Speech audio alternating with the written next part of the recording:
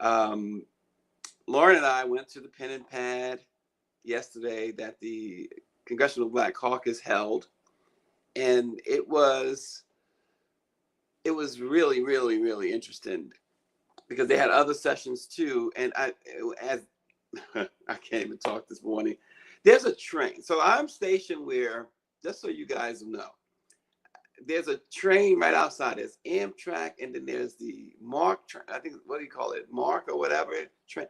And every 2 minutes it goes by. Bad enough, I had to stay up to cover this nonsense.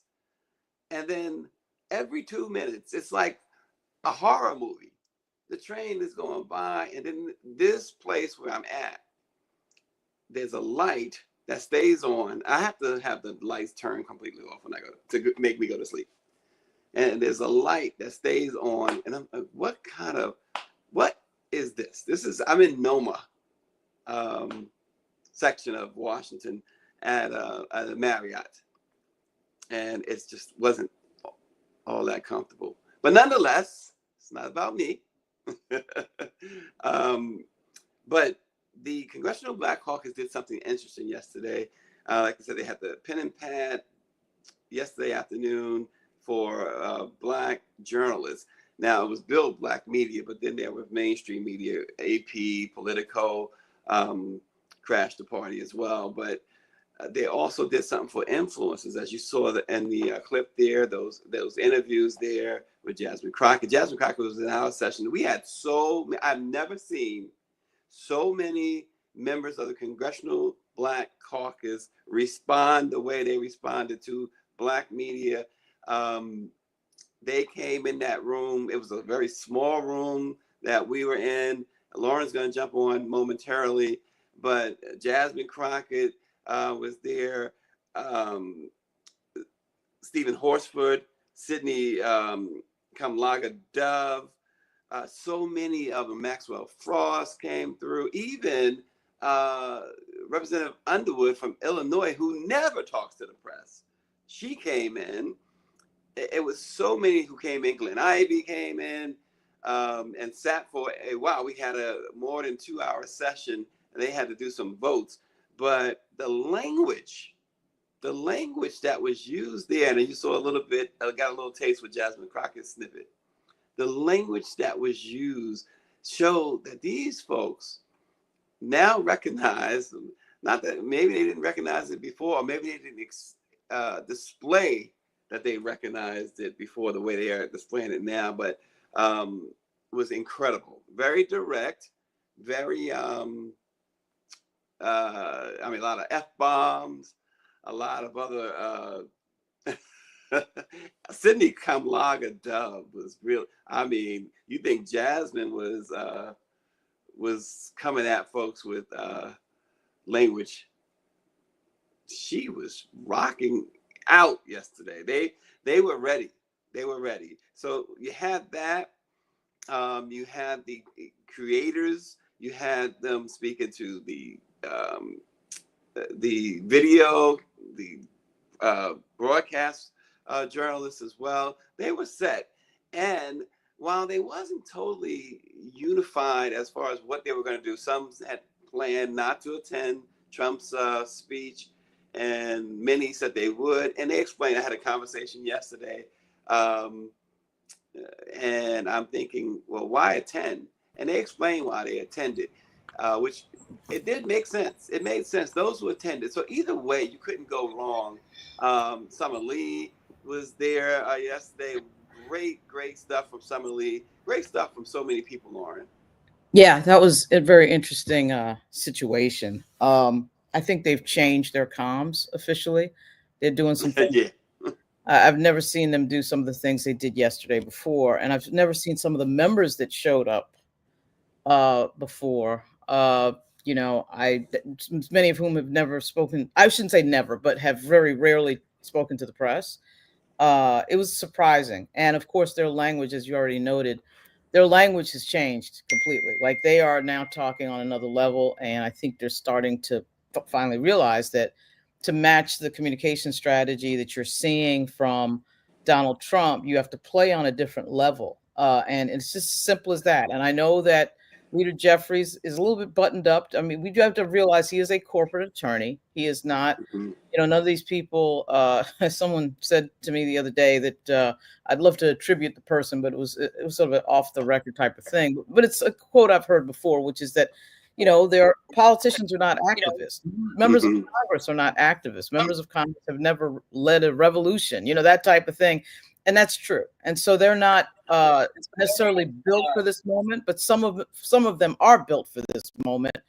But they have Yeah. definitely, there's a shift there. There's a big shift there. Lauren, and it's good to see Neil. Seems like her issues were corrected. I'm so glad. Lauren, the other thing I noticed, and we've talked about this a lot. You've talked about this on this program too, and I'm sure you've talked about it on Roland Martin. You're seeing Jasmine Crockett out front all the time with her massive following on social media. Jasmine brought that up, and she kind of indicated, Lauren, and maybe you can speak better to this, that some members are not, maybe they don't really appreciate that, or there's some sort of pushback a little bit on that, not for all, but for some. Well, there's a pushback. The thing that you'll hear sometimes about Congresswoman Crockett is that she's, quote, not a team player. I've pushed back in the background, quite frankly, hard on that notion and hard against that notion. The caucus, the Democratic caucus was the one that voted against her doing the messaging in favor of Congresswoman Debbie Dingell. There's nothing terribly wrong with Congresswoman Debbie Dingell. She's a very experienced lawmaker. She's been around a while. Her husband was hugely powerful. But in this moment in history, your messaging has to be a lot more aggressive. I think everybody can see that, whether you are media, not media, in politics, or whatever. And so when somebody says to me, the person's not a team player who tried to be on the team, who tried to operate on the team and be a leader on the team, same with Congresswoman Alexandria Ocasio-Cortez, I got to say that these two younger members did try to control the messaging. They ran for something. They tried to do it within the party. And by the way, they did not throw their hands up after it and go home. They are still participating in the party's messaging. Well, it was also interesting too, that there was a not necessarily a directive from Hakeem Jeffries, but it was a hope that everyone would be there. It was a hope of a certain tone, but Democrats quickly and understandably so broke away from any, you're going to control this, we're going to act like this is normal. In fact, they carried signs into the chamber saying this is not normal. The behavior of the Democrats, I have to commend them, because, and I asked that question, Lauren, as you know, in that session yesterday, I laid it on the line that, you guys as a whole, as a group, has been perceived as weak, and they came out swinging. Well, you see, there's a few things at play. One is that we have a media ecosystem that has always devaluated Black lawmakers and ignored their work and what they're doing. We have a media ecosystem that is it's now breaking up and bifurcated into political camps. It's not that that's the first time that's happened in American history. We had the yellow journalism period, but still we have a period right now where we have a right-wing journalism, a left-wing journalism, and a center journalism. And we have a situation where the media business is failing. And so you don't have the Black press that you had in the 1960s and 70s. So they're suffering under that, right? And so there have been times when I had the blog on the Black Caucus, Cruel 42, there have been a lot of times where I would be reporting things that they were doing that, quote, white media was completely ignoring. And that was particularly true about the work that they were doing. Like, particularly if, you passed a bill and a bunch of money went to your district, that's not the type of thing that Politico reports on. Okay, all right, that is not how it works. And so they are complaining in part about that.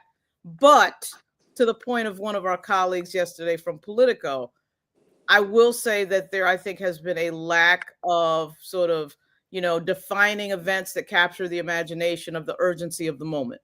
I'll say that. Go ahead. Yeah, I was going to respond something.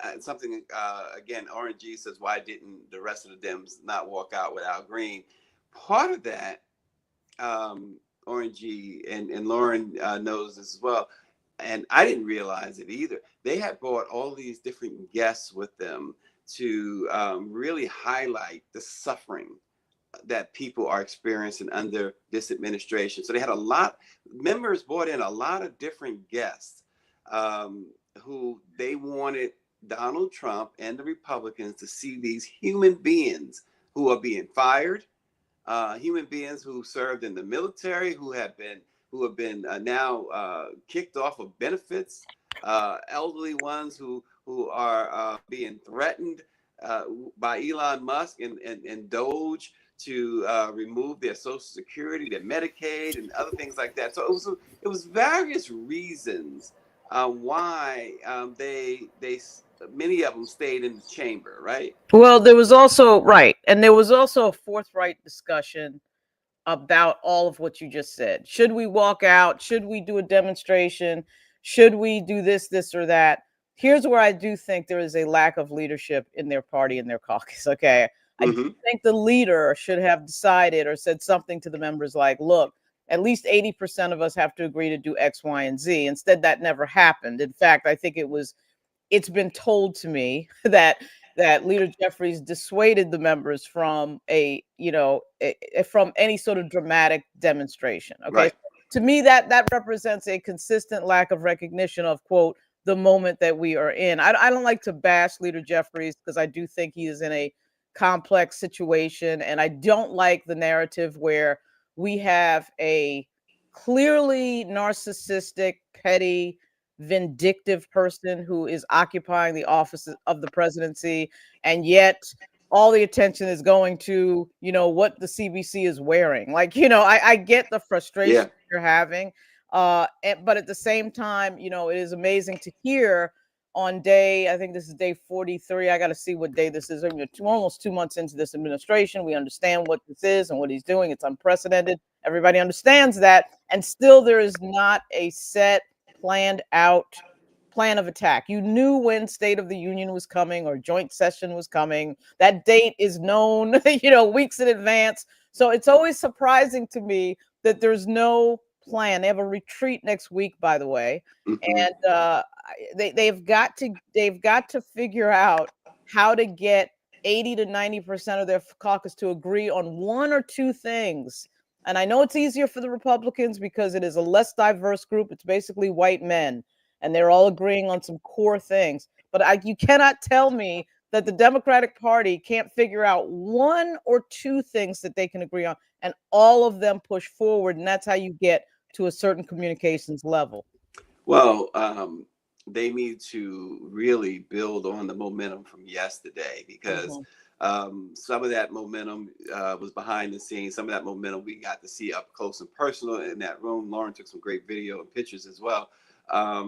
And then we saw it with the influencers and others that they did, and even the show of with the signs of resist, and this is not normal, and things of that nature. Now, again, to your point though, and you were the one who broke this, and really they were kind of surprised when you mentioned that there was that you had heard that they were going to wear all black. So that there was this coordinated effort on the part of some, but then you saw some members, female members in particular, wear pink. Right. So so once again, I understand that it is 62 people, 63, and you say to yourself, well, you can't really get that many people to agree on anything. All right, maybe the day of the week you might be able to get everybody to agree that today is Wednesday. I mean, I get that is not easy, but again, this is a historic moment, and there's a core group of members there that seem to understand the urgency of what is going on, and then there's some sort of I would say sort of the there's a group in there that is not necessarily on the same page, but I understand their arguments, right? Talking about, winning in the courts. And that's factually correct. I mean, they do have to, at the end of the day, you have to win in the courts, right? Yeah. Or that is your strategy. And you're telling us, but that strategy does not give you the dynamic PR look that I do think is required in these moments. I know that's hard to dramatize. These courts are very private, particularly federal court. You can't even can't bring anything into federal court, phone or anything else, not even into the building. Okay, much less a lockbox. So I understand, but they've got to figure out a way to drama. It's like what we saw from it was Christy Nome, I think, who brought the horses out, and she's got a different outfit. She's rounding up Mexicans at the border, and you see photos of it. I know that it may sound silly to some of these professional members, but people are bringing this up. We're not bringing this up because, we got up in the morning and wanted to bring it up. I hear it all the time at every political event I go to, that there's not a feeling of we're not seeing you fight. So yes, some of this is performative. And I, what Reverend Cleaver, what Congressman Cleaver said yesterday about we don't have the votes, we need the 3 votes. He's absolutely factually correct. Okay. But there is a communications piece, and then there's a piece of logic. And that is something they're struggling with. Yeah. And nobody wants to hear that we don't have the power, as something that Representative Jeffries had mentioned a few weeks ago that really, really got under the skins of folks, supporters. They and Stephen Horsford really felt insulted when I mentioned that whole Democrats a week thing. And listen, and you saw fire, and this is what you want. You saw fire come out of him. You saw fire come out of Cleaver. You saw fire come out of Jonathan Jackson. You saw fire from those guys that you normally only see from Jasmine Crockett. And the other thing they mentioned too, Niall, is that the Democrats do plan they are trying to plan some sort of bus tour in which they would go to districts, not just their own, other districts as well. And they said, Lauren, that they thought it was a good idea to invite the Black press to come along on those bus rides. Yeah, they got to be careful. In this world, it's like the old saying about if a tree falls in the forest and nobody knows about it, the tree didn't fall. You got to have a media strategy for these things that go remote. That is, of course, linked to what your location is. I suspect they are thinking about bigger cities, your Chicago, New York, maybe. I don't know that, though. But when I hear bus tour, that could get rural real fast as well. But they've got to have a media strategy. But yeah, you're right. That, of course, did come up. Yeah, Neil, I hope that all the issues are now taken care of, because we certainly need you this morning. No, I hope so. I hope you can hear me. Neil, Lauren. Yeah, I can hear you, but you saw, like everyone else, and it was mentioned here about Representative Al Green being kicked out of the chambers last night. What was your reaction, and what's your take on that? Because we've seen in the past, particularly Marjorie Taylor Greene and Lauren Boebert, step out of line, be out of order, booing, hissing, and there was no penalty. You honestly want to know what my take is? I turned the TV off. I turned the TV off, and I just was like, I'm going to let all of that take care of itself today. I really tuned out yesterday. I'm over Donald Trump. And I've really been enjoying the conversation that you and Lauren have been having to get me up to date as to what happened yesterday. But yesterday I was on Fat Tuesday Mardi Gras. I was doing the 92% thing, and I was checked out. And so I'm catching all of the tidbits today. I heard what you said about our Congress member, which happens to be my congressman member here in California, Sidney Kamlager. I think that she's taking a play from what Lauren was talking about. It's like Democrats are boring. We need some spice. And so you see these Congress members taking a play from the Jasmine Crockett's and even say Donald Trump. And it's like, if you don't start yelling, nobody is going to hear you. And so I'm glad to see some of that yesterday. I wish, as we talked about yesterday, none of them would have went. I mean, I get the decorum that Hakeem Jeffries is talking about. Truly respect him as a leader, but this is the time to resist. I'm sorry. One of Go the things they pointed out, and we certainly asked that question yesterday, Lauren, about why even show up. And one of the things that they pointed out, in addition to the other thing I mentioned about them having these guests, they made a point, and several of them said this: if we don't go, then Trump and the Republicans are going to fill those seats with folks who are sycophants, is what they said, who will cheer and applaud every single thing that man does, and to make it appear as though, you know, the majority of Americans agree with him. So why couldn't the plan B be to go, sit, and leave? Well, see, I'm with you on that too. You know, go take your seat, and the moment that he begins en masse, Like the choir, and walk out. And you know, it's David says no, show up, sit down, and then leave, right? But it's like it's right now, even right now, it's too much to ask of the Democrats to be that unified on that on one particular issue like that, even though it's a very important issue, as we've been articulating. I think is, you know, they struggled to get to this point. Yesterday, again, throughout the day, our session and other sessions after that, they finally showed the fire that I certainly have criticized them for not having. They finally showed that, yeah, we all can be like Jasmine Crockett if we choose to. Mm-hmm. Yeah. Well, they, you know, here's the thing. In the end of the day, we understand that that fire and that talking while entertaining is not going to change the current state of affairs and the situation that we've got now. What changes that are frankly people getting into the streets. And from a political standpoint, and I really think this is not necessarily the caucus's fault, though of course we play in the world of that question right now. The problem that the Black leadership class has is that there's no Malcolm X, there's no Black Panthers, there's no anything there that makes anybody say, well, wait a minute, if we don't deal with these people, as we would say in the community, these respectable Negroes, then we got to deal with Malcolm X. And, you know, we got the Roy Wilkins part completely covered.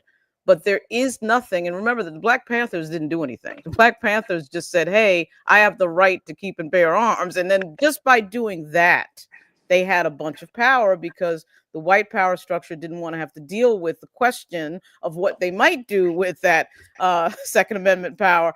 And so, but that leverage is not there in this moment. This is a moment of lawyers and people who were on a city council or in a state government who ran for Congress and are here. So these are not street activists. And in fact, I think street activists are frowned upon, frankly, in the caucus. We had Jamal Bowman. I know he's a school teacher primarily, but still he has a street activist style. We had Cori Bush, and of course, both of them are gone, all right, because AIPAC targeted them.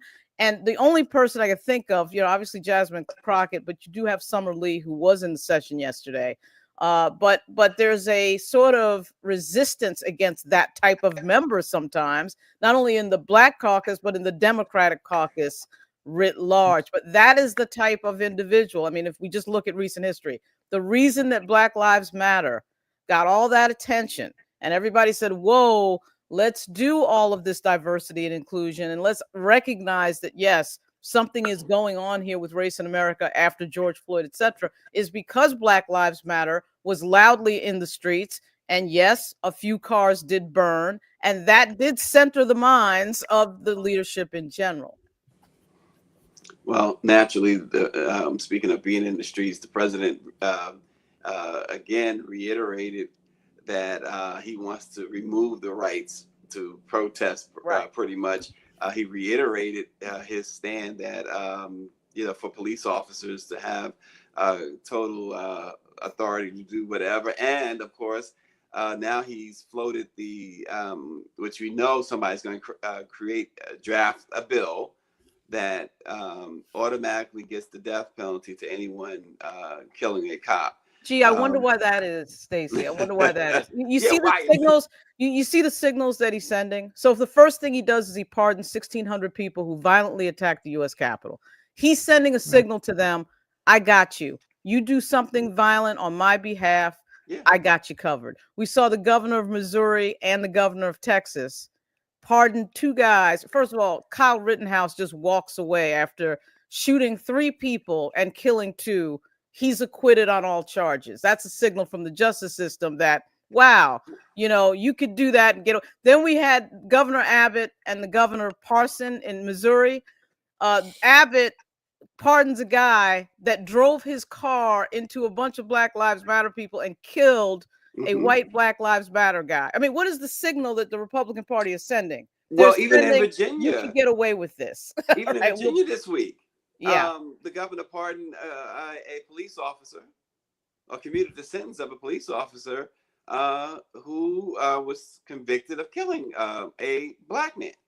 Right. Well, see, it's not just that the signal is being sent that if you well, by the way, that's a signal that's been sent for 400 years. There's nothing really that new about it. It kind of reminds me of the lynching convention, right? Well, we see the smiling, grinning faces of the people in the courthouse during the Emmett Till trial. They knew that they weren't going to be punished for murdering a 14-year-old. They knew that the community was going to protect them, right? So it's the same construct of, you can do all of this, we will back you.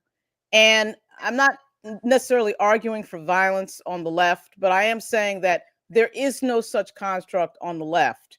And that signal is being sent not only to the military, right, but to the police. And who are the police? Who are generally the police? And I'm saying this full disclosure as somebody who is the daughter of a law enforcement officer in New York and the girlfriend of a guy who is a federal police officer. But the point is, they have to look at their phones. The cops that I know on Capitol Hill, who are friends of my boyfriend, have to look at their phones and see that the people that they testified against that were in federal court right down the block on the corner from the U.S. Capitol are in the gallery, walking around the U.S. Capitol and doing and saying whatever the hell they want, including the Proud Boys, one of whom was arrested on the Capitol grounds last week. So what signal is all of that sending? Okay, let's think about all of that. And I think the left has to think seriously about that entire construct.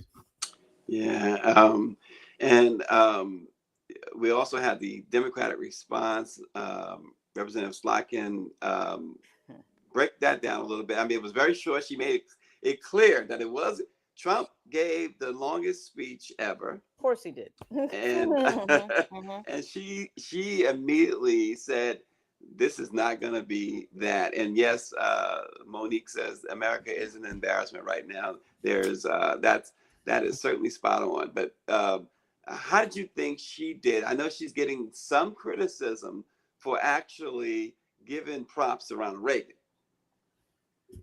Well, in this moment, you can give props to almost every Republican president, other than the one that spoke last night from the podium. I was actually surprised at how well Slotkin did. It wasn't that I thought that she was not going to be good, but it's just such a complete difference in what's happening. You have somebody who has the dais for almost 2 hours versus someone who's talking at almost midnight.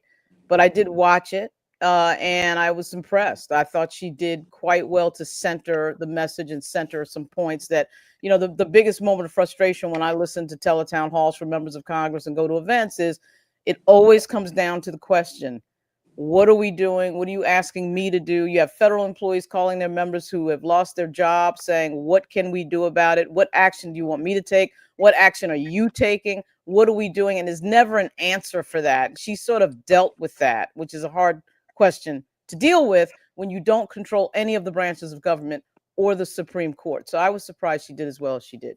Yeah, a lot, Neil, a lot went on here yesterday, and of course last night. It was a late night, and in between, I was trying to catch a few glimpses of the Knicks game. Like Ben Stiller at the Oscars. But America's in trouble, and we know that the perception, and if you look at and this is what we were trying to get across to members yesterday, because if you look at even our chats here, a lot of folks in the chat, talking about the Democrats and civility and things of that nature, how that is just not the play right now. Democracy is just about dead. And this guy at Maxwell Frost had a shirt that said, Niall, we don't, what is it? We don't have kings, or no kings here. It's, the Democrats, hopefully, that was, if you are a Democrat, if you are a supporter of Democrats, hopefully that yesterday is just the beginning of what is really going to turn out to be a very, very strong resistance.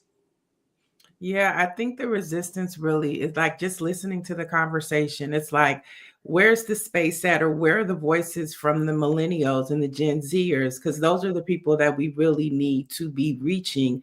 And I wonder if what happened yesterday resonated with them, if it hit their radar. And as I scroll through social media and stuff, I just don't see it. And so I think that's where, we really have to figure out, we want to resist, we want to respond, but it's going to take those two generations to be a part of the process to even make impact. So I'm just curious to see how the Democrats are going to engage them and get them involved. Lauren, you got thoughts on that? Well, Roland Martin had a number of Gen Zs and Gen Ys on in leadership positions and groups that they've founded. Right at about the midnight hour, I glanced at the screen after watching State of the People all day long, and saw a number of people who clearly were under the age of 35. There's no question about that. Several of whom were talking in detail about this situation. And quite frankly, they don't have any more answers than anybody else. I don't really think that it is an easy question. It is unprecedented situation. They mostly probably grew up right at the when they were in junior high, Barack Obama's coming into office, and you might be thinking to yourself, if you're that age, that, wow, this is such an expansive and diverse country that we have a Black president sitting up there. But the truth of the matter is that it was that Black president that set this moment into motion. Because nobody can tell me that Donald Trump, who I watched as a kid in New York for years, who had no interest in running for president, even though he was asked about that fairly regularly, all of a sudden becomes interested the minute a Black man is standing in the White House. Now, all of a sudden, I'm interested when that Black man embarrasses me at the White House Correspondents' Dinner. Now I'm running for president. And now suddenly I have to have this thing that somebody Black has that I'm jealous that I don't have. That is basically what sets this into motion. Watching Barack Obama for 8 years, has this unblemished presidency, no scandals, nothing, right? Kills Osama bin Laden, which was a major, major achievement for any president, Democrat or Republican. So he has some gems in there. And frankly, I think the far right resented because it goes against everything that they were told, that they're superior, that they, are the best and all that. And then you have this guy with the Harvard law degree that just walks in and walks out with his perfect. And I think that's what set this into motion. And the other thing I think sets into motion too is the number of Congressional Black Caucus members and the number of Black people we are seeing in positions of power, particularly as it pertains to our district attorneys.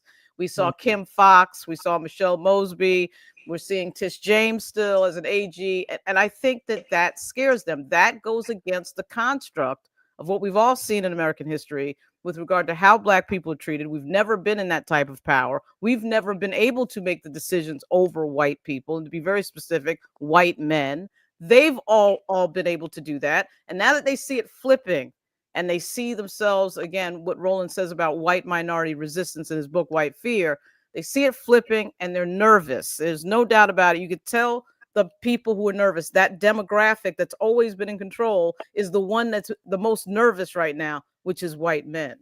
Well, here's several comments. Several comments. Soliel, if I said that right, says if we're not marching and protesting, then it's pointless. But then Breaker Morant, someone posted on that screen name, says, question, how to define martial law from a bum and a creep? We need new community resistance from Klan militia, new Panther type organization. Trixie says, let's get out and march. What's the answer here, or what's part of the answer here, Niall and Lauren? Yeah, I'll go let ahead. no. I mean, that's a good question, Stacey. I think we're all trying to figure that out. I think some people are still sitting on the sidelines.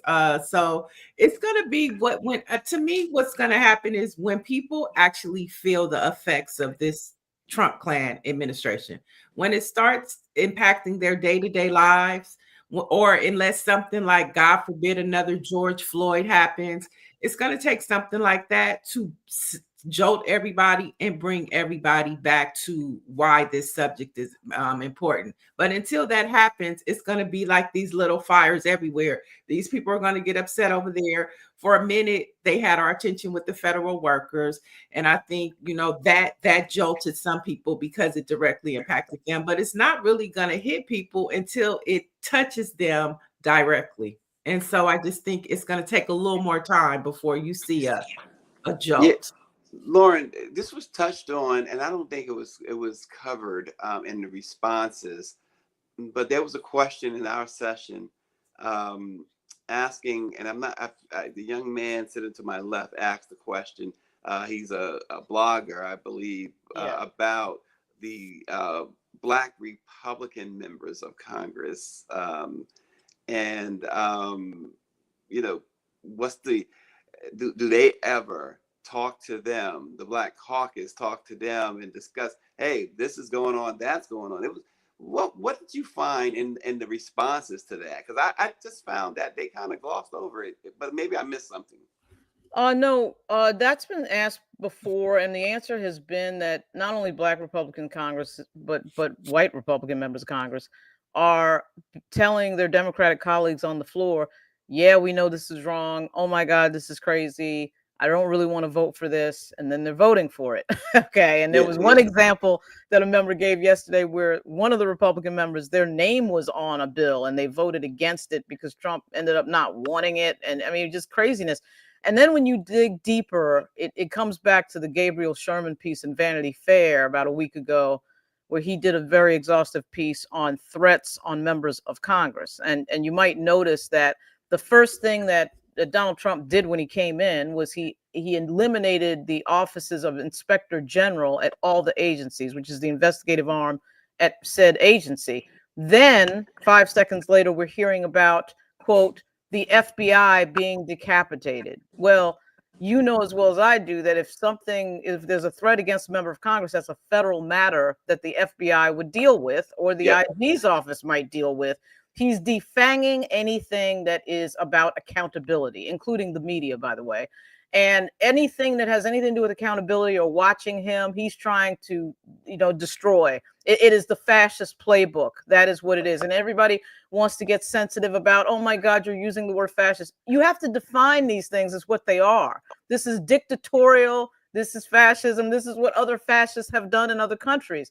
So back to your question, Stacey, the Republicans, there's no way you can tell me that they are not aware that what they are watching is unprecedented, is in some ways shocking. They know that in their districts, in these red districts, particularly in these places like Alabama, Mississippi, where you have so many recipients of Medicaid, Medicare, Social Security, you got to be kidding me. They're aware.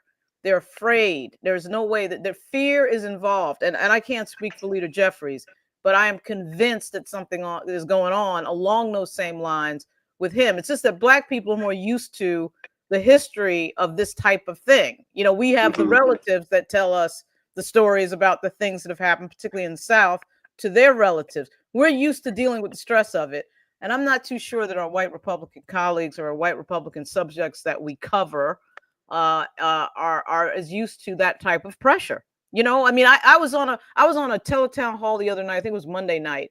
Don Beyer told a story about a member who resigned, who was near the Buffalo area after the massacre of all those Black people in that grocery store.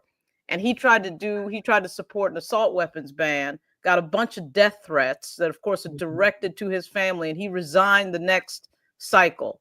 I mean, that's real. What was his recourse now? The FBI is being dismantled. So do you see what's happening in a more general sense? There is no recourse if something happens. So Yeah, I'm seeing this a couple. Wait, let me just. Les Lovett says, "What will happen if they pardon Chauvin? His death really set Black Lives Matter off." I believe that's coming. By the way, that's Yeah, interesting. you mentioned that, That Stacey, and I think you're yeah, right. That is that's coming. coming. Yeah.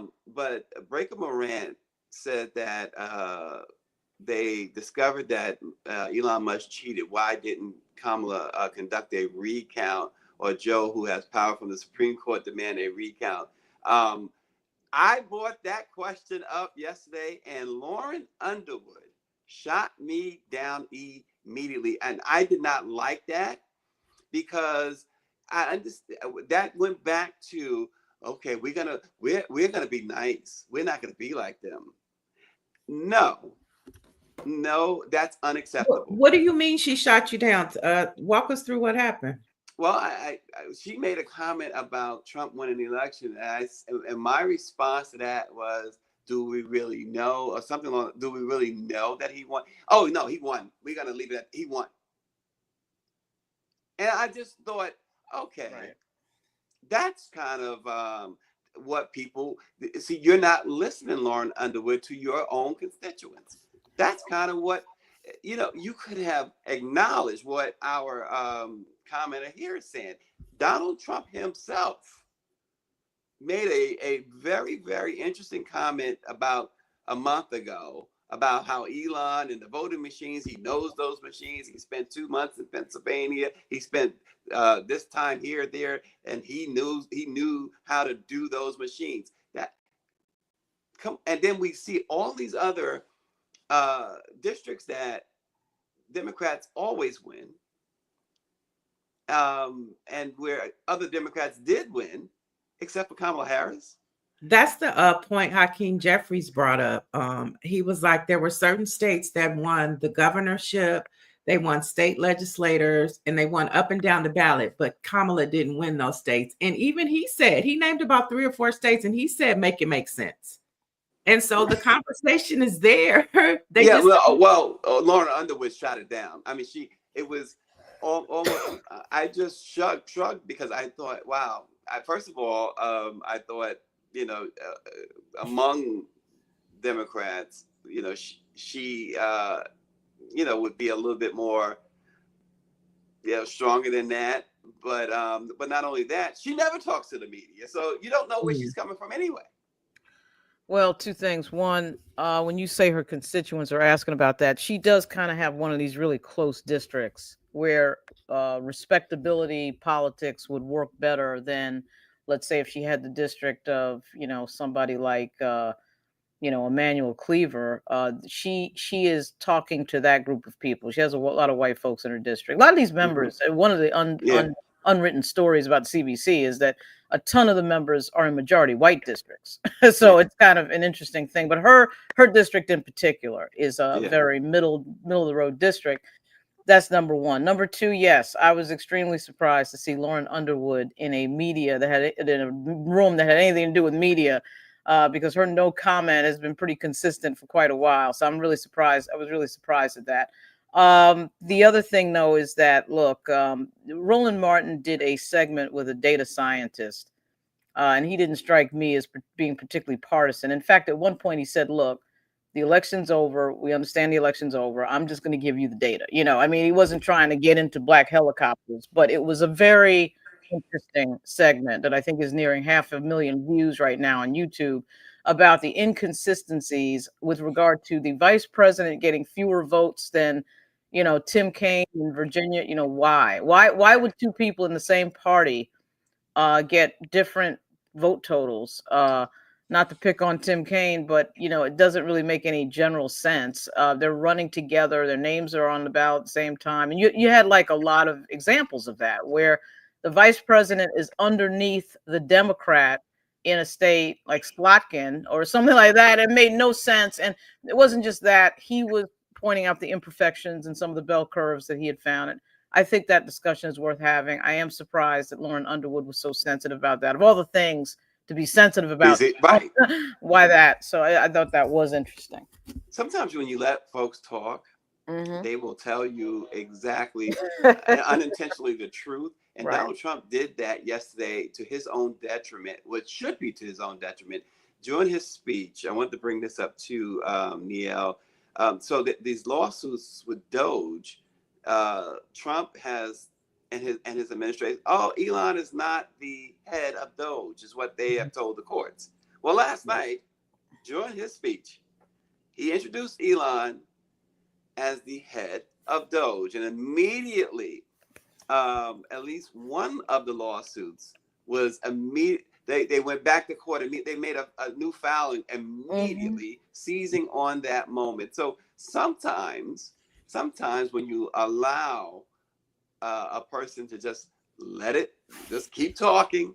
Right. So they've made some claims too about saving all of this money when they're almost in the negative.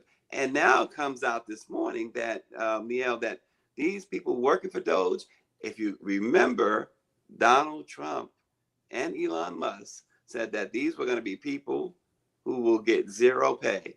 Well, it turns out they all are making the top GS allowed salaries, and they're getting paid from different places like Social Security, like the EPA, places that they're cutting. And they all have, their salaries range from anywhere from 122,000 for the lowest guy to 220,000 for the highest guys. I think 220 is about the highest you can get on a GS scale. Makes you think. And I mean, I heard that you. Go ahead. Oh, go ahead. No, well, I was saying, I mean, I heard what you said about, No,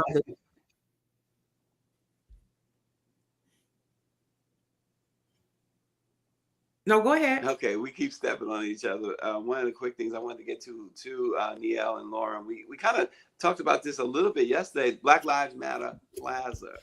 Mayor Bowser announced yesterday that they are going to change the name of Black Lives Matter Plaza based on the pressure they're getting from the federal government and from these proposed bills that would strip DC of some really necessary funding.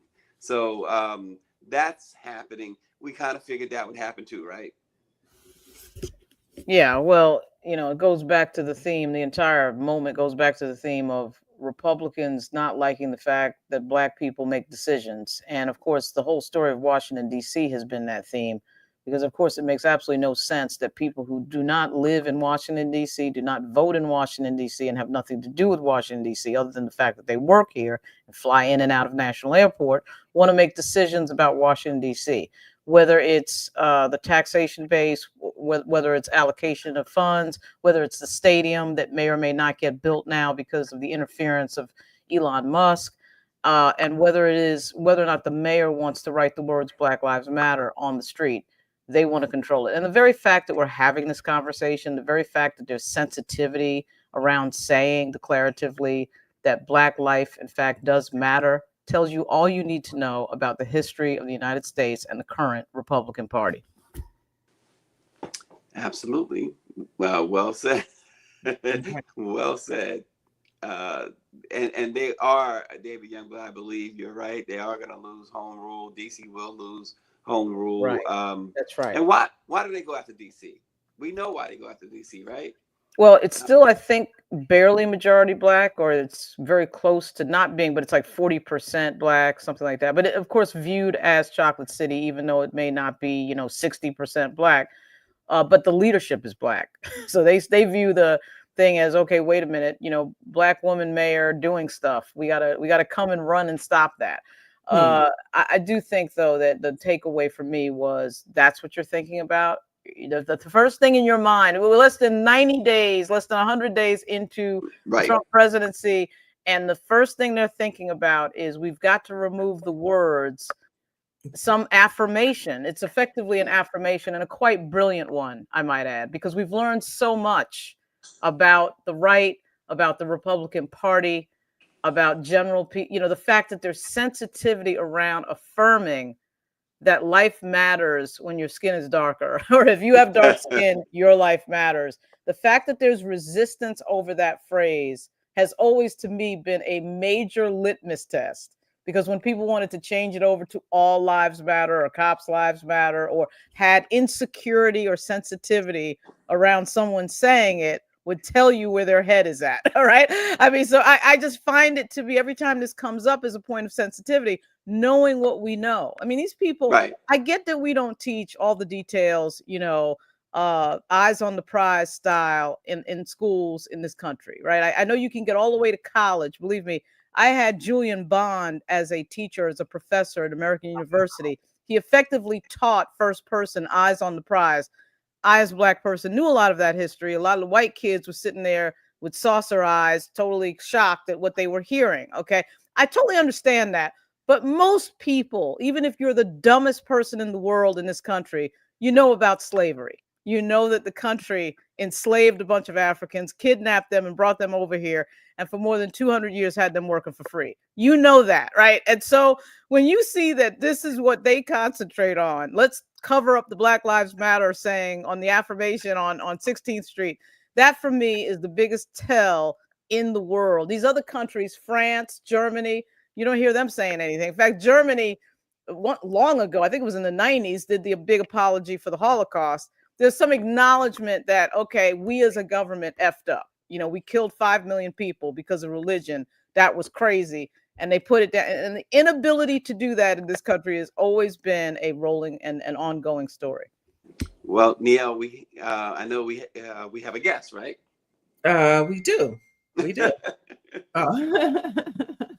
So yesterday in the city of LA, there was a lot of conversation, and in the city council meeting, there was a hearing about the LA Fire Department former chief, Kristen Crawley. She was asking for her job back. As you know, Mayor Bass fired her last week. And so yesterday she had a hearing. And so I want to bring in now Kelly Todd, who is the president and CEO of the California Black Women's Collective Empowerment, to have this discussion. Welcome, Kelly. Thank you. Thank you for getting up so early to speak with us today. Can I tell you? So yesterday, City Council, all channels went to the City Council. Marquise Harris Dawson, he oversaw the hearing, and there was a lot of concern. Kristen Crawley wanted her job back. And she had 2 female city council members to advocate on her behalf. What were some of your takeaways from that hearing yesterday? Well, I think a couple of things. We have a couple of our folks there, and there's a groundswell of community support still for Mayor Bass. But I also think that there is just anytime there is a Black woman in charge, it becomes political. And her being able to make a decision about an employee that did not meet the moment became political.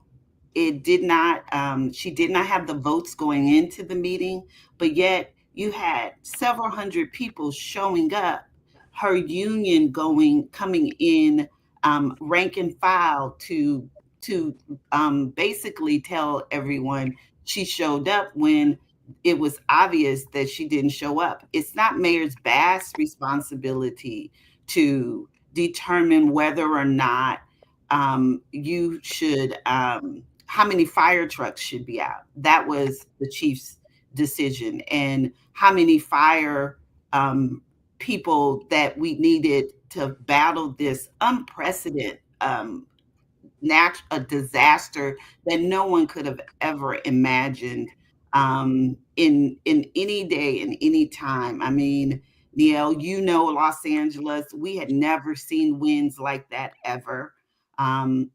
Contrary to what has been reported and politicized, particularly by certain people, no one was prepared for that.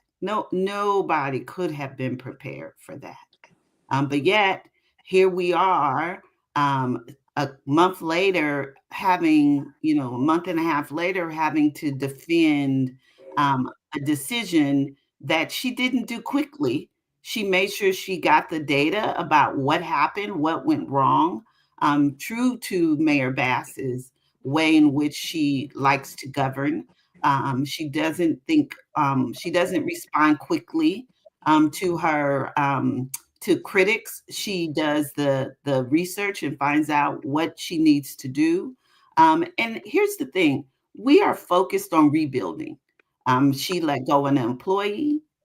That is her right to do as the chief executive officer of the most populous city in the country. And it was time to move on in a way that she felt best. And we should have allowed her to do that and not brought politics into a hiring decision and firing decision, human relations decisions. But yet, here we were at City Council, and her union was there. The Chiefs Union was there to support her, but at the same time, we were also there to make sure that there was no disrespect of a decision for somebody like Karen Bass. How is the recovery going there? Could you give us an assessment?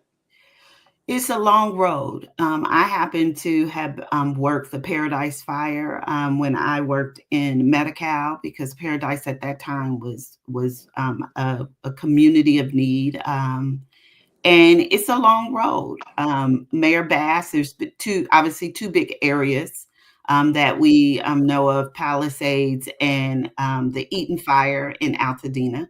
And Palisades, that community is still under you can't go to Palisades unless you live in Palisades. And that is something that even though the governor was pulling the National Guards, the mayor listened to the community. What people don't see is that she goes there several times a week, and she talks to not just homeowners, but workers, youth. And they did not want to open up to the public. Malibu, which has its own mayor, is open for people to drive through. The Eaton Fire, people can go to the Eaton Fire, but Palisades is still under, she still has residents only, because that's what they wanted. And so it is going to be a long road. The Corps of Engineers said it will be several years. And then they decided that they were not going to test the land, which I think is, just unbelievable. One of the things that Mayor Bass had informed us was that, for everyone who had lithium batteries, the recharger stations at their homes, for their electric vehicles, the EVs, that was all lithium. And so that in itself all burned up too, which also created a contamination. And many of the homes there had that, and that also was it fueled the fire. And so I think, this is going to be a long journey back, and we can't expect since January 7th, and we're in, March 7th, almost 2 months, that this is, you still have no idea what is going to take. Eaton is 5 years. It happened. I mean, not Eaton, Paradise happened 2018, and they're only 70% built, and they're nowhere near populous as Eaton or Palisades. And before the Paradise Fire, the homes were $250,000, and now the houses there are $450,000. And so the other thing that Mayor Bass is trying to be is thoughtful. They're not trying to reimagine Palisades like some people that are out speaking, particularly those who have an interest in making it the new Disney World, in her political foe. But she is trying to build it back in a way that this never happens again. Yeah. So the California Black Women's Collective supports Black women running for office.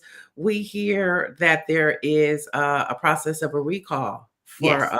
Mayor Bass. What are your thoughts on that? And is the California Black Women's Collective strategizing to, counter that if that may be the case? Yeah, absolutely. This isn't the first recall of a Black woman in leadership. We started seeing recalls back in 2020. Like literally, Black women would win in November, and there's this buffer period. And the day like December 6th, they were filing for recalls of Black women. And this was happening particularly at the school board level. We also saw a successful recall in Oakland and Alameda of our district attorney, as well as the mayor of Oakland, who was API.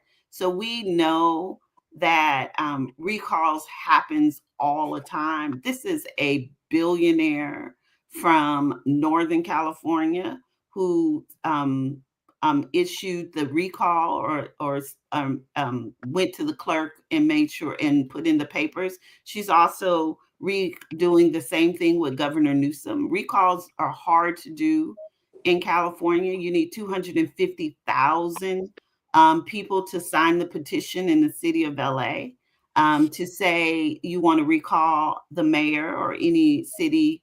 Well, it's the mayor. And to get that, it can't be, even if it was Palisades, they don't have a 250,000 people. And it still has to be representative of the voters in Los Angeles, the city of Los Angeles. We saw that there was unsuccessful recalls in the county with the DA. Where we have an issue with is that what people are not talking about is all the things that the mayor has done. She has decreased the unhoused more than anybody in history.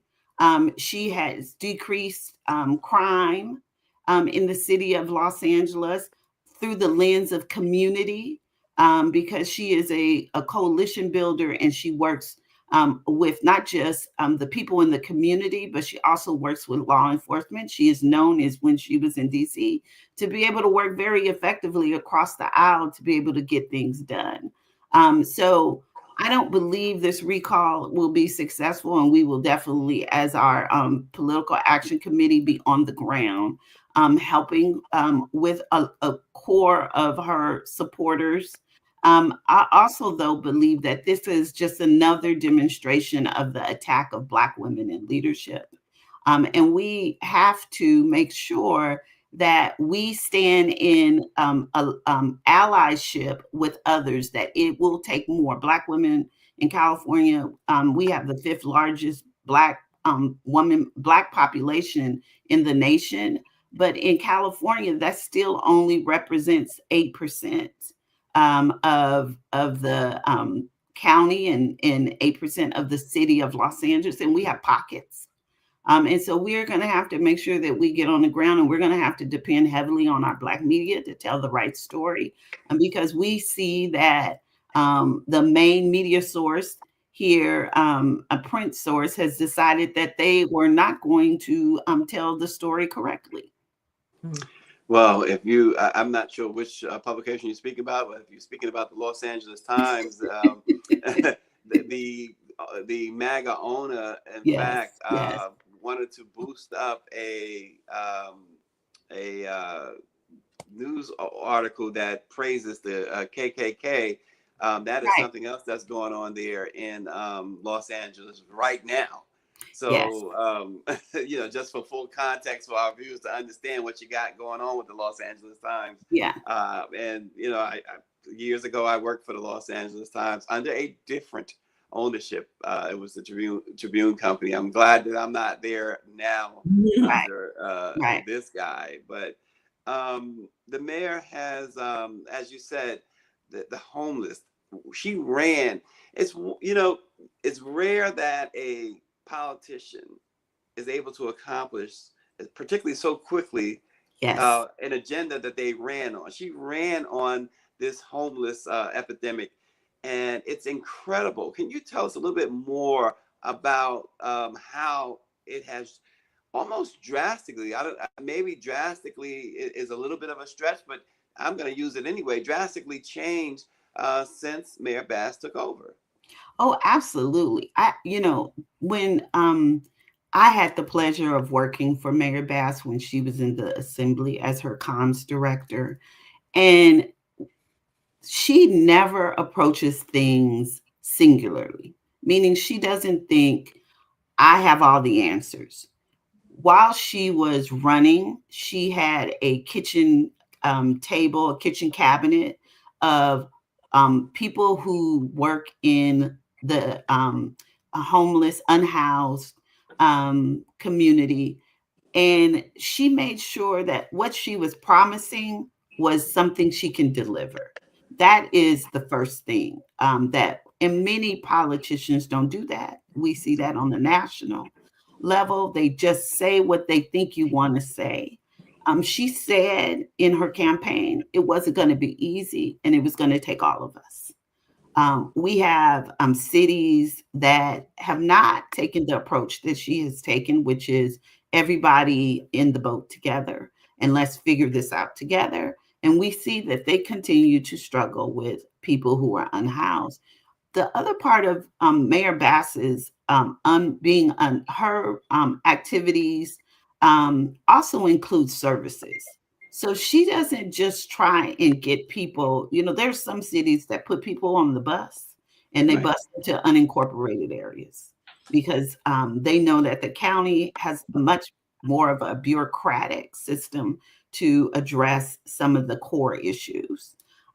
Except in the second district with Holly Mitchell. And so she decided, I don't want people to just be unhoused. Tell Right. me how we can make sure that people are being helped.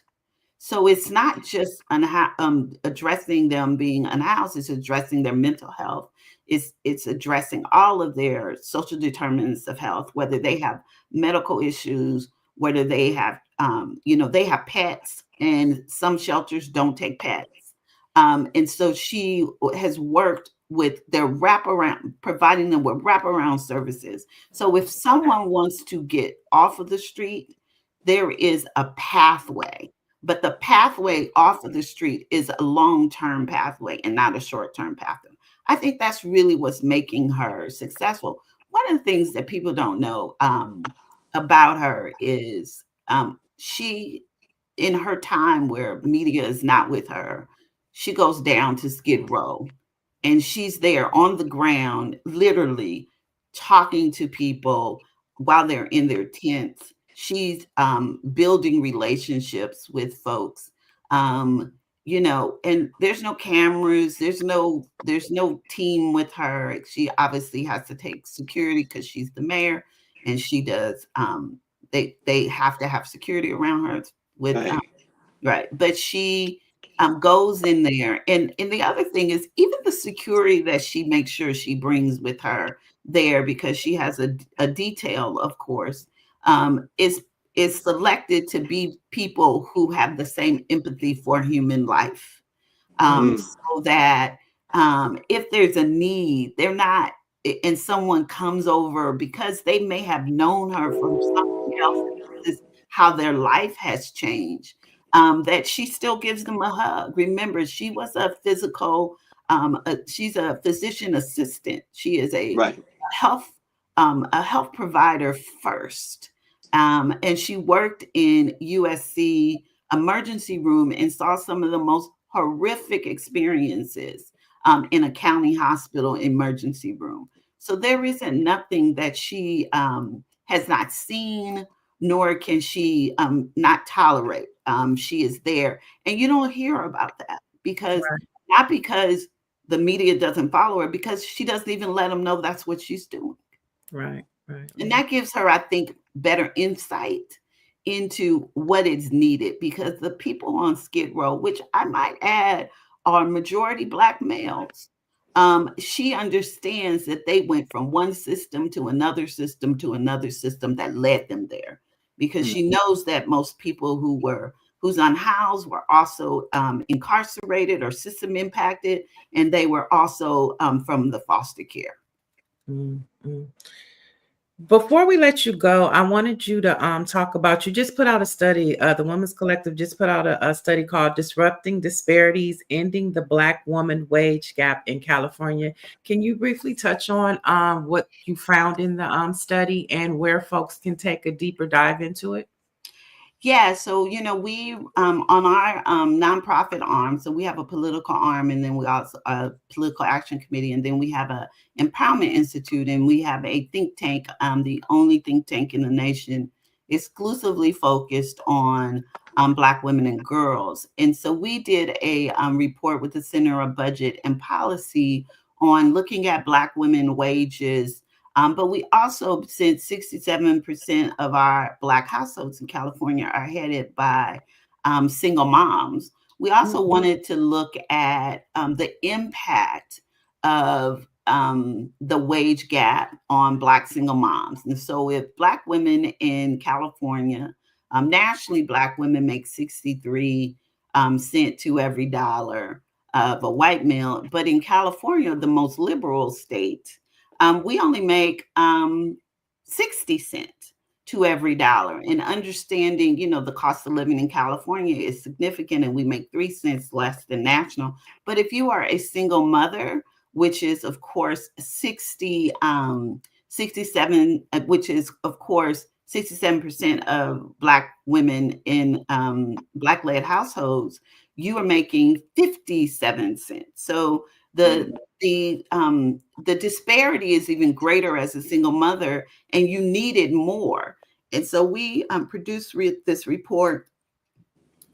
We did a wage report last year, which looked at wages of Black women over the 5 years, educational attainment, parental status, marital status. And we saw the exact same thing, which is Black women struggle to make ends meet in California. And the cost of living in California, if we could bridge the wage gap in California, it would take 100 years to bridge the wage gap between Black women and white males. And so this is just another example of disparities that we experience in a liberal state that most people don't realize. So the report is to help us really speak to our policymakers, our philanthropy community, to make sure they understand when we're talking about interventions, we're talking about interventions upstream to help address the economic stability. We're not talking about putting Band-Aids on it downstream, that if we can address economic stability, we can address criminal justice, we can address health outcomes. And so we continue to just push the data out so that there is a point of reference. How can folks learn more about it? Where can they? Yeah, so you can go to www.cablackwomen's with an S collective.org. So it's cablackwomen'scollective.org, and you can find all of our research there. Wow. Kelly Todd, well, we really appreciate you joining us this morning. Thank Some great information. Appreciate you. Thank you. Thank you for having me. You're welcome. Thank All you. right.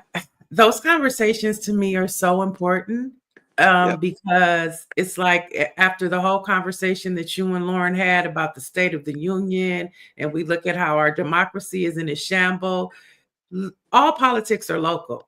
You know what I'm saying? And so you want to get out of that Trump clan madness, start local and just do what's in your neighborhood, change your neighborhood and your community. And then you could, get back to Trump. That was refreshing for me.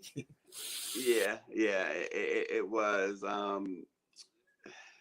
It's so much going on. And, we tend to overlook certain things that are important or as important. There was one thing I want to lift up, and having two Black women on this morning, you and Lauren together, I should say, having Lauren with you. There's a story that I wanted to mention because I thought, wow, everything that we think about now, whether it's food, products, or whatever, seems so harmful. In this case, this is very important for Black women. Ingredients that can cause cancer were found in 10 synthetic hair products used in braids, extensions, and other hairstyles that are popular with Black women, including artificial hair from popular brands such as Magic Fingers, Sensational, and Shake and Go. And we know that they're finding this lead, which can cause serious health and development problems. That was found in 9 of the 10 packs of these hairs. Something to be keep in mind, Neil. Oh, I know. I mean, I have braids. I saw that. I also think about the multi-million-dollar lawsuit that they have in the pharmaceutical industry with perms. Yep. It's like anything that that pertains to Black folks. It's like, are they doing it on purpose, intentionally? And it made me think, because I love braids. I like extensions. I love natural hair. And so it's like every time you turn around, it's just something new. So, I mean, we'll have to see, what the impact is. I don't think it's going to stop people from getting their hair braided, but it is something. It is something to, to be aware of. Yeah. Lauren, I know another thing that we didn't talk about too, the tariffs kicked in, and Trump brought those up last night as if they're such a great thing. Among other things, Greenland. He talked about taking Greenland, and he referred to Trudeau as governor of Canada. Of course, there's an obvious message behind that as well. Yeah. Well, we're probably going to end up paying more in pricing. I have no idea what the point of any of that is. If you're wealthy, I guess you don't care. One of the big mysteries of Donald Trump. One of the big mysteries of Donald Trump is that he's won elections. He's been successful twice now out of 3 presidential elections, which is hard to do, particularly that first one. And yet he's one of the most unhappy people you've ever seen in your life. I mean, he's unhappy and mad I say that about all the everything. Like, why are you so unhappy? Why are your supporters so unhappy? You've got some guy from Pretoria, South Africa, who's the world's richest man. And he decides of all the things to do with all that money to hang out in the United States and launch rockets. And I just think, I'm not a psychiatrist. I don't have the clinical professional, skills to really diagnose this, but my boyfriend's brother is a psychologist in New York. And I have another friend that is a psychiatrist, a medical doctor who went to Meharry Medical. And, I think there's a rolling narcissistic personality disorder. They always seem to be trying to do things to get our attention constantly. Before this, you had what's his name from South Africa trying to launch rockets to get our attention. We long ago in this country stopped caring about the space program. And so that didn't work. So now he's back with, well, let me destroy the federal government. Like, why do you care? Why are you here? What is this about? And ultimately, I think it's just about attention. I think it's about one of the most simplest things in human, in human psyche. You think so? Yeah, I mean, I do. I think as somebody who's crisis managed a few things regarding Me Too related topics, what I usually end up finding is people who want attention. You're not finding necessarily a declarative victim that you think you might find. You're finding somebody who doesn't get a whole lot of attention in their life and was marginalized even in their childhood, and this was the vehicle for attention. There's very few things in life that can cut through the morass of information that we get, and there's a lot of distractions. And I think these guys, but Trump is just incredibly, I mean, last night was unbelievable. What are you so unhappy about? You control the Supreme Court. You're patting John Roberts on the shoulder and saying, thank you. You're doing all this, and yet you look like you just you're the most unhappy person on the planet. Why is that? How does that make sense? I've been saying that too, Lauren and Neil, that even in victory, it is not just Trump, but it's many of those folks that support him, that's in his cabinet. Right. And I understand why, if you're in his cabinet, because you look at Marco Rubio yesterday, it told you the whole story. And I understand if you're in his cabinet, you're not going to be the happiest person. But even his family, they seem so angry. All of them seem so angry. And it's like, you guys, literally, you got the whole world in your hand. They have the whole world in their hands. They have the whole country in their hands. Why are they so unhappy? I'm thinking, I heard what you said about Elon Musk, but I feel like he's here. They want our data to me, he's here intentionally to steal our data, because that's going to be very valuable in the long run, especially when we look at technology and how, the world system is basically controlled upon data. And that's what his play is. I mean, I think he likes to play and he's a narcissist, but I think the game and the goal for him was to get our data. And by the way, right, I agree. And he has our data. You have the power to get our data. You have the power to do whatever you want. You're ignoring court orders. You're getting that. So where does the happiness, where does the celebration come in? I mean, I just don't understand like why you have the power over the entire federal system right now for at least 2 years and probably beyond, because I'm not sure why they would pay any more attention to a Democratic Congress and not paying any attention to a Republican one. So why aren't you happy? What is the thing? And if you see some of these people marching around Capitol Hill, Proud Boys, and again, all in the same demographic, white, right-wing white males, and they all seem really unhappy. I happen to be on a text chain. I think I told you this before, Stacey, a text chain of cops, and we've been on that text chain for a while. Friends of my boyfriend, and he's been on the job for over 20 years. He's about to retire, so we know these guys. They're in there. A lot of these guys are Gen Xers or millennials, and bitching on the text chain about this and that and blah, blah. And I get into the text chain very rarely, but I got in one time a while ago. And I said, your entire financial life is the federal government. Your health care, supporting your kids, your mortgage, your car loan is the federal system. I mean, I was a federal employee for 5 years, and you get all these, emails about the credit union, federal credit union. Hey, you want a car loan? Blah, blah, blah. You've seen it. And I told these guys, your entire life is the federal government. You owe your entire life to the federal government. Why are you bitching about the federal government all the time? And the best I can come up with is they are watching Fox News and just mimicking what Fox News tells them to do. I mean, I just can't think. I can't. Oh, I think that's a problem. That's a general problem. Watching Fox News and mimicking it. Yeah. And now you've got this dynamic. We hate the federal government. Tim Scott, when he first showed up, we hate the federal government. And when Alan West was here, I used to ask him. He was actually not a bad guy. Congressman Alan West from Florida. He's a Black Republican. Why are you here? Tim Scott used to bitch about not wanting to be in Washington. Then why are you here? Why do you keep running? Why do you keep filing for election? It just made no sense to me. So that's been one of the biggest questions I've had for these people, and I never get a good answer. Oh, it looks like our next guest is in. All right. All right. So joining us now is Khalil Thompson, political strategist and executive director of Win with Black Men. Welcome, Khalil. I'm happy to be here. Good morning. Good morning. Good morning. We've been talking about, yesterday, State of the Union. What's your takeaways? I'm a big Game of Thrones fan, and I think shame on the entire Democratic Party.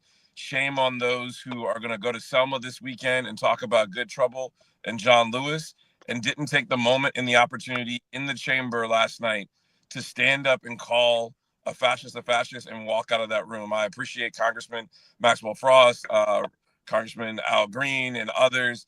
I think it just shows we're still disjointed. Some people wore similar clothing. Other people had auction paddles. Other people had T-shirts and walked out. So what are we saying to the communities that we represent when we don't stand up and act as one? Now, again, we don't have to be a monolith. We don't have to agree on everything.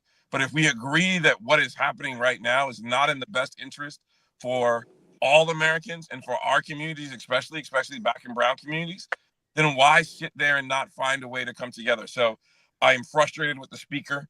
I am frustrated with the leadership, and I expected more from those who, again, channel the memory of former Congressman John Lewis and talk about Good Trouble, but had the opportunity to do it last night and did not take advantage.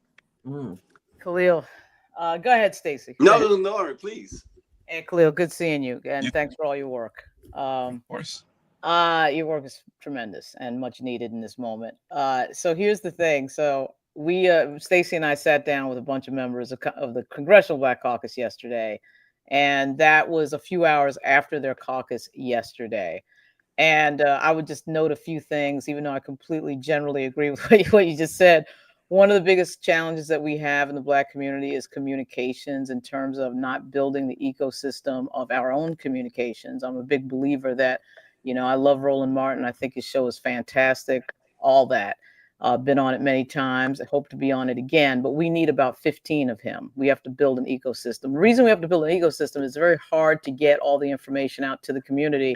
And there's always been this growing Umar Johnson-like thing of, what the hell is the CBC doing? I've heard it for 15 years. I used to have a blog on the CBC, same thing. And I was telling a Black colleague of mine who works for Politico yesterday, was at the meeting, Braxton Booker. I said, look, he was saying that, CBC didn't do anything and I can't really write anything. My editors are stopping me. I said, Braxton, your white editors don't care about what these Black members are doing. We need our own media. We need to control our message and what we tell Black folks. And we don't have that. We don't have that power right now. We got to build it. I think we're well on our way. When I see Don Lemon and even Shannon Sharp, I know Shannon Sharp doesn't do politics, but he's got a massive audience. Breakfast Club. I might not agree with all of the things, but we control that message. We send that message out. And so I say all of that to say that the members did have a very deep discussion about what they were going to do on that floor last night. Many of them walked out. Many of them did not appear at all. And what I remain always conscious of is that white reporters generally do not report everything that they do. There is, you got a lot of white reporters out there who agree with Donald Trump, who are at news organizations that you would not necessarily think would be all that right wing.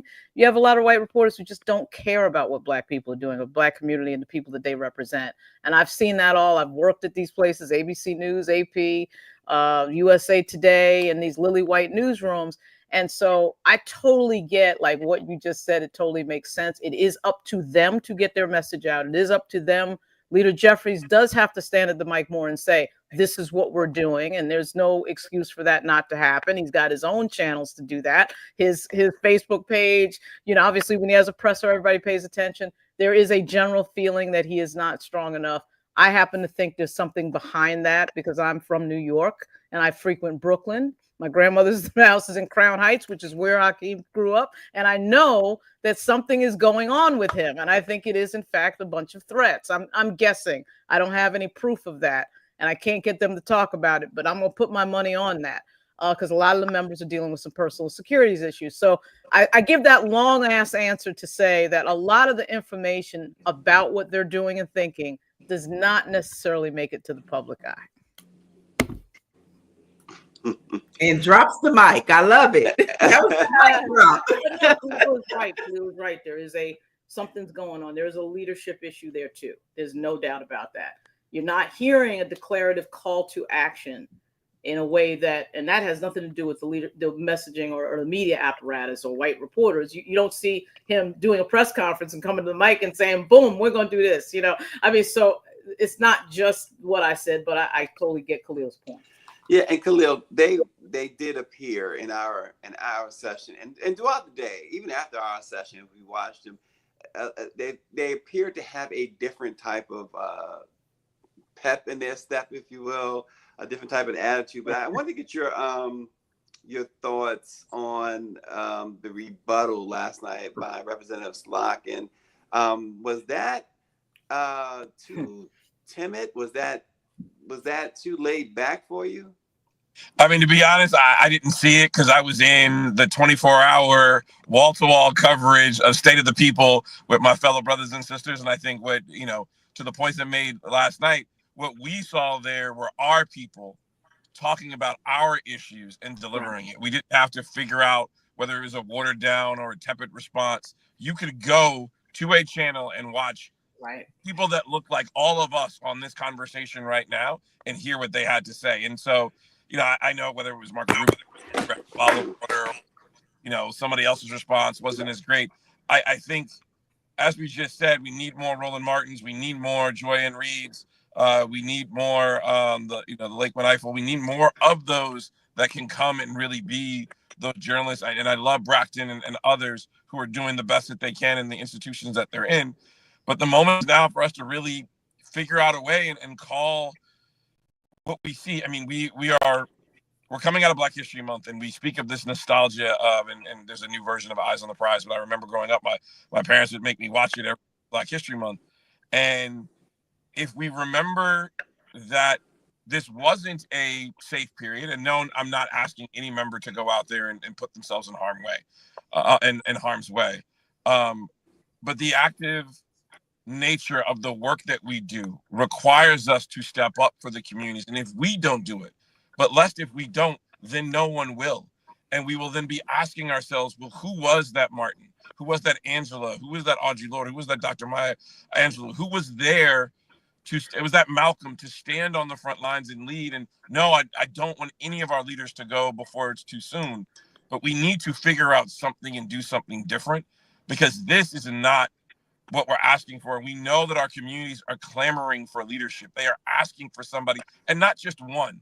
They want someone in a group of people from various different views and backgrounds to step up and lead us and show us the direction where to go, whether it's Pastor Jamal Bryant in the Target Fast, whether it's Reverend Al Sharpton and the work that he's done, whether it's Latasha Brown over at Black Voters Matter, whether it's Reverend Pastor Bishop Leah Daughtry, whoever that is, and whatever group that is, we're just asking for you to don't wait. Now is our moment, because as I was listening to NPR this morning, as I dropped my daughter off at school, you know, some of the things that this administration is doing and the way NATO is going, I am fearful. These are signs of World War I and World War II that we're seeing, that if we're not careful, we may be getting ourselves back into something that we can't pull out of as quickly. Right. Win with Black Men, you guys met on Sunday. What's the agenda moving forward with Win with Black Men? Oh, thank you for asking. So a large part of this is listening.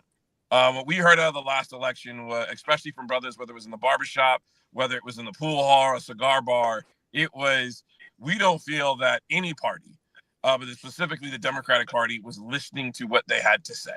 And so messaging was being determined by the thought and processes that it was a very urban-centric mindset that we needed. And what I remind folks is, again, we are not the monolith of a community.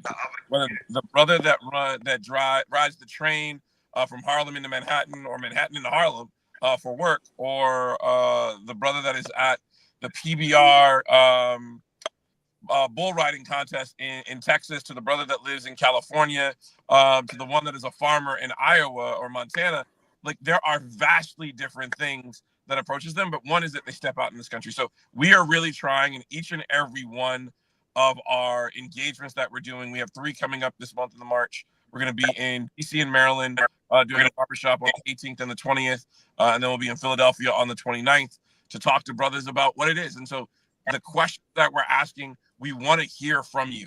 Where do you want to see leadership? And then as we start building these out, creating and drafting a message that speaks to those needs from a very broad source. We're looking at 10 to 12 cities that have high African-American populations in them. These do not always align with battleground states. New York is one, Maryland is one. We have Illinois and others that we're really pulling together to see where we can really make the difference. So coming out of last week's call, it was hearing what is happening on the ground. We started off in January talking about financial empowerment and the money that was involved in advocacy and how we need to get better control of it. Now we're talking about the action that is happening, and we're going to be moving on to figure out how we can lead and give people more resources. So it's a multi-pronged approach, multi-month, and so we hope we can do it and grow to not just a couple of cities, but bring it out nationally and bring in more state captains from around the country. Khalil, do you have a sense in Black leadership just in general? I'm not directing this specific to, Win with Black Men in any way, that talking has replaced activism. I like to say to my friends that, I've never seen Martin Luther King on a panel. like he's always like out doing something, like in a photo or whatever. He's at a meeting, but he's never like on a panel. I mean, I think he was on Meet the Press a few times, but he was not like paneling, his way through leadership. So I just, that is something I wanted to ask you about. And the other thing I wanted to ask you about is, I do think we were talking earlier before you got here about not having the same sort of leverage. And this is not me in any way advocating for violence, but you do see on the right the sort of Proud Boys element, the references to police and cops, and full disclosure, I'm the daughter of a cop and the girlfriend of a cop. My boyfriend actually is a U.S. Capitol Police officer. So, you know, I like cops. My nephew was a cop. Okay, whatever. The point is though that they have this sort of, you know, gray shirted element behind a lot of what you see going on, and they pardoned a lot of those people, you know, on obviously in Trump's first day in office, as you know, and we don't have that sort of Black Panther, Malcolm X feeling in the background. Again, the Black Panthers never actually did anything, but there was a, hey, you know, we are going to, you know what, let's focus on our Second Amendment rights. How about that, everybody? You know, so they never actually did anything, but there was that feeling, right? And so I'm just wondering, in your mind as a leader, you know, do you think we panel too much? And do you think there needs to be a Malcolm? I mean, we do have like who was the guy, Roger Wilkins. We have the Roger Wilkins thing covered, right? But we don't seem to have that specter of, again, not violence, but that feeling of, you know, having that alternative. The white folks in leadership have to say to themselves, wait a minute, let's deal with women with Black men, because we don't have to deal with these new Black Panthers. So what do you think about all that? Well, one, thank you to your family members and those that have served and continue to serve in law enforcement. We need many of them out there so that we can dismantle preconceived notions as they go into our communities and engage with us. So thank you for that, number one. Number two, I struggle with this daily, and I'm sure many Black men do. I call it, you know, it's the yin and the yang that you have in yourself. I call it the Martin and the Malcolm that we have in each and every one of us. That we're trying to figure out, do I go get my shotgun today, or do I figure out a nonviolent, peaceful way to handle these problems? And I think many of us wake up battling with both. But I am happy to see brothers in Ohio, I believe it is, that when the neo-Nazis came in, organized in their community, grabbed their Second Amendment rights and proudly displayed them and have checkpoints to make sure that you're not going to come into our communities and do anything wrong. That's okay. As long as you're abiding by the law, that we know that after the Panthers started carrying their shotguns, which weren't loaded in California at the time, that I'm sure California gun laws got changed really quick, if my memory's correct. And again, that's okay. You want to change the rules? We'll play by the rules that you adopt to some degree, but we're going to figure out the best way to use them for ourselves. And so where you ask leadership now versus then, I do think there is a difference. Yes, there's a difference between the panel, but it's a different time. We have social media. Here we are actively doing activism in a panel setting virtually. So there's a way that we can engage mass amount of people. But then on the converse of that, when I think about the Montgomery bus boycotts, that was dealt with rotary phones and paper, no internet, no Google Maps to figure out where the bus stop was going to be. They got way more done with less tools. And so I know there are activists that are out there. I know that there are leaders that are out there at the local level who are leading and doing amazing work. So I don't want to discount them. I am concerned that if we wait for the magical Negro to come to just lead us to the promised land, we will never get there. It requires us taking a step back and seeing, are there young leaders that we can call upon and groom and work with? Does the shine have to be there just for you to take credit for it? I think if you do the hard work and you lead every day, great. My approach to Women with Black Men, and I should say our approach at Women with Black Men is, because there's a team of people, whether it's Ace, John, Robert, or Jeremy, and others who worked with us last year, has been that everybody is welcome. This is a big tent. The ideal that as long as you're a Black man, whether it's blue collar, white collar, no collar, you can come into this space and be represented. And so I think finding leadership requires you to just step up and take a chance and get it done. And that's scary. But I'm damned if I'm going to have my tombstone say, hopefully many, many, many years from now, that I wish I could have, or I wish I would have done something more when the moment called, and I sat back and I didn't. And I see some of the chats going, and I challenge each and every one of us that, you know, there are groups in your communities, in your states, in your towns. Yes, I know, and we talked about this earlier about the CBC. I'm glad they had private conversations. But imagine what that means to the 18 to 20-year-old who's in college, who's watching this, but doesn't know about those private conversations. Right. They don't know what the CBC was naturally thinking. All they know is they saw the braggadocious fascists get up on a stage and scold them like school children while they sat there and they took it. And so that is the image that they're left with. Yep. Very much conversely to the image that we all remember. And if we were tying this back together, of then President Barack Obama touching the textured hair of a young boy as he looked up to him. No, that image speaks to all of us because it innately brings something out of us as Black people. But the exact same opposite happened last night. And I think that's where we need leaders to stand up and lead. As a political strategist, we hear a lot that all politics are local. And we have this national conversation about what Trump is doing. But in your assessment, do you think that the change that we're talking about, we want to see, do you think that it should start on a local level first and go up? Or do you think that we should attack it from a Trump, administration? I think it's all four. Local, national, left, right. Everybody should be coming at this problem. What I love about the work that we're doing, and I've heard some of the strategy in the fast, the target fast that Reverend Jamal Bryan is doing. I've heard some of the work that Reverend Sharp is doing. But I also know work that's happening in Georgia with a group called Black Men Build. I know there's a group out in Michigan that's doing work, in Ohio that's working with Black men. And so there are groups on the ground daily that host A Million Man Vote here in DC that's doing some work. Ambrose Lane and his group. There are works daily that are getting together, whether it's in a YMCA hall, a church basement. They're organizing, galvanizing the community. The only thing that we were trying to do at Women and Black Men is, hey, do you need a toolkit? Do you need a list of questions that you haven't thought of? Do you need a way to structure your conversation so it's not a bunch of older gentlemen leading? And I'm getting to this age. When I heard this back in 07, 08, I swore I would never be. But now I'm noticing, I remember when I was on Obama. They don't want to hear about that.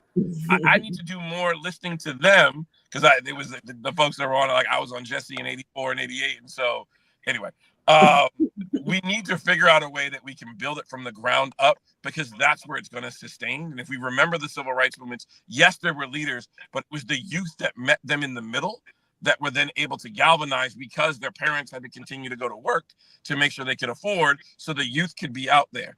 And we need our national leaders to come down and make sure they can work with us. There needs to be a greater conversation between both. And then we need to figure out the way from the corporate and the communication, how do we bring those sides into the conversation to be attacking at it from a four-pronged approach? Love it. Love it. Well, we are just about out of time, but Khalil, it was, for me, my last one is that you mentioned earlier about the CBC, Democrats in general, and my question to you, with what you guys were able to accomplish along with Win with Black Women, it sounds surprising that Democrats don't seem to be listening to you. Why would that be the case with what you guys brought along with, of course, Win with Black Women? It's 3 letters, FEC. I'd say go to fec.gov. You can see where the donors are. I heard there was a meeting that happened in Northern Virginia, I think at the middle part of February, or within the last week or two, that sat down with, and I will share the document. I think it was reported out in Hill.com or Politico, that a memo came out about their new strategy of who they should be engaging. And you have to read between the lines in the language that they're determining of communities that they should invest in. Again, we know the single biggest vote getter that shows up for the Democratic Party en masse is Black women. The second is Black men. So when everybody was talking about, there's 20, 25, or 18, 20% of Black men are going to be supporting Trump, I was like, great. Okay. I mean, I disagree with that number. I disagree with those people. But then are you discounting the 70 to 80% that did? And it seems like we're trying to find division. And so I wish they would. We have been engaging, and I don't want to throw some other folks under the bus, but we have been engaging to ask for conversations. We have been leading to try to figure out a way. I don't think it requires a letter at this moment that we demand something, but I don't think we should be shy about asking for it either. I use this, and I make no comment on the people who work at this company, but $281 million was spent with a company called Media Buying and Analytics LLC. $281 million while the New York Times reported on Roland Martin getting $350K and Oprah getting $1 million for her studio to do an engagement for then Vice President Kamala Harris. Like, if those numbers don't add up, they don't seem to be in line with where we are. And so to close out and answer your question directly, one, we are going to give it a little more time, but if there isn't a meeting or a conversation about how we fold in, and no, it can't be, oh, it's too soon. The new chair of the Democratic Party was just elected. No, we're not going to wait. We need to make sure that we demand action and start seeing some natural and clear changes happening at the leadership of both parties that really speak to the needs of our people. Well, I appreciate appreciate that response. Appreciate that. Yeah. And we just want you to know that the Black press represents over 200 Black newspapers across the country, and we definitely want to support your tour that When with Black Men are having. And so we definitely want to keep the communication open to amplify those summits and those meetings and panels you're having.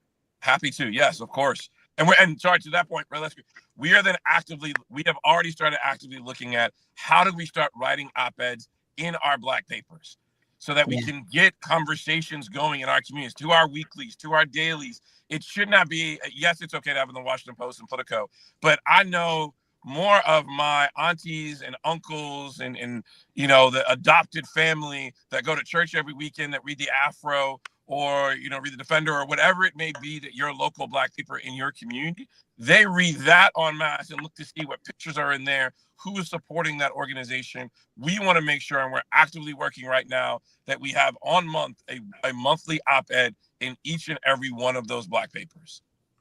Yes. Totally agree on that. Khalil, I just wanted to say to you that Win with Black Men is hugely important, because I do think Black men are marginalized by the Democratic Party, used as scapegoats in a way that Ida Wells would definitely be working on if she was still here. You're probably on this channel right now. You probably have the only two journalists, and me and Stacey, out there who consistently argued and continue to argue against the constructs of Me Too with regard to due process and these automatic assumptions of guilt that happen to land on Black men so often, right, in our politics. And I just want you to say, I just want to say to you, keep doing what you're doing. I'm shocked when I deal a little bit in Virginia politics, and there's like no Black men as just employees in the party for the state party, and yet Black men are the second most dedicated voting bloc for the Democratic Party. So we have this interesting dynamic of white Democrats using them as a symbol of crime, or using them as a symbol of something that's negative to get white voters. We have that going on. So anyway, congrats on everything you do. And it is great to see you. And I'll see you in person soon, hopefully. Of course. Thank you for having me. Thank you. Khalil Thompson, thanks so much. Win with Black Men. Great conversation, ladies, of course. Hey, what can you say? What can you say? They need to engage. Well, yeah, and they do engage, and I don't know. Well, I'm saying that the party needs to engage with them.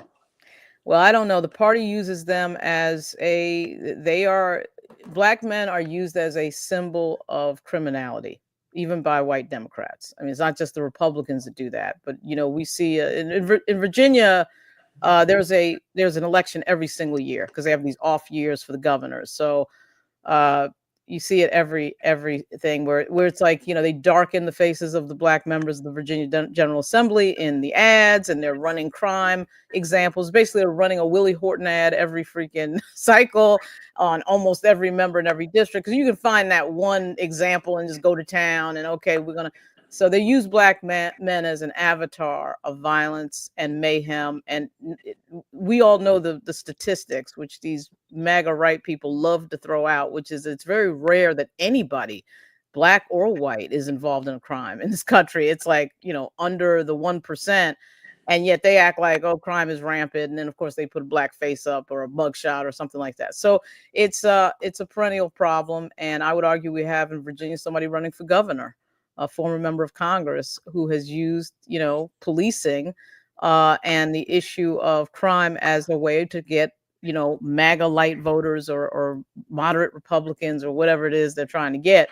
So it's a very interesting and complex dynamic that is not often brought up in the press, because you have, of course, a predominantly white press corps that doesn't want to have that conversation. Well, Neil, I think it's time for a couple of Black History moments. It is Women's History Month, and of course, Black women for us. So you want to kick that off? We have a couple of them. Okay, sure. I'll start with on this date in 1985, the Mary McLeod Bethune commemorative stamp was issued by the U.S. Postal Service as the 8th stamp in its Black Heritage USA series. Wow. And you got to go back 40 years before That that. one was too sad. I couldn't do that one. That one broke my heart. It is a heartbreaker. On this date, 1945, Lena Baker was an African-American maid who was executed in a Georgia state prison for killing her employer, Ernest Knight. Baker testified at her trial that Knight had imprisoned her, threatening to shoot her if she attempted to escape. She took his gun and shot him. In doing so, she became the only woman who was executed by electrocution in the state of Georgia. African Americans were not allowed to serve on juries, and she was found guilty. And after filing her appeal, a court-appointed counsel dropped her. She was a mother of 3, by the way. He dropped her as a client.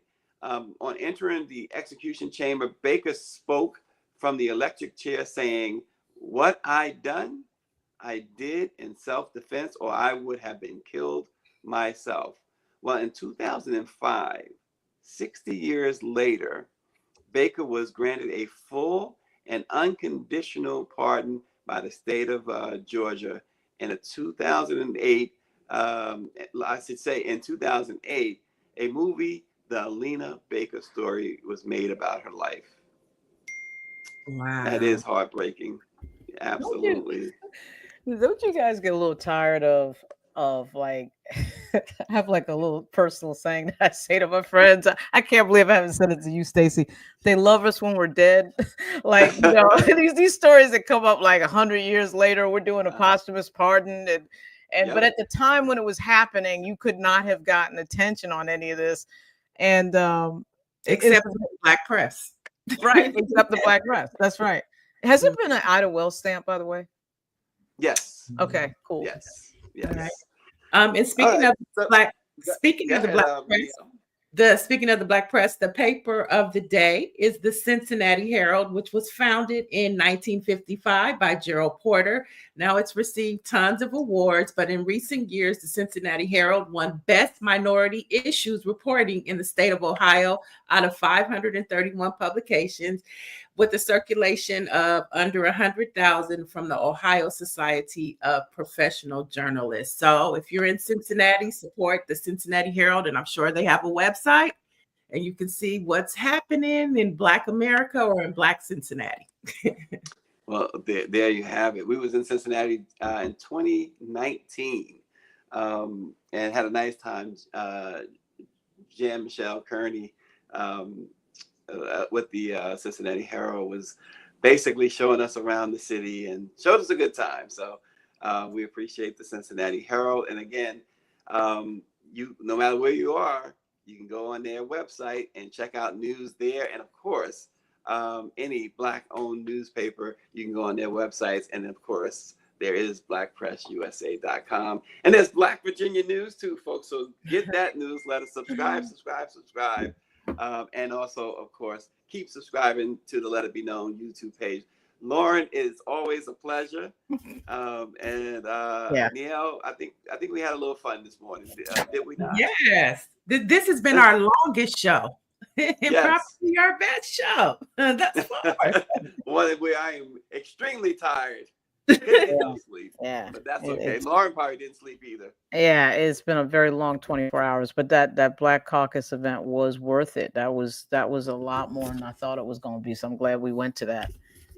Yeah. Absolutely. And I know Niele took about sleep. She's up like 2 a.m. out there in California. So we appreciate Niele as always. Thanks for watching. Let it be known. We'll see you again tomorrow.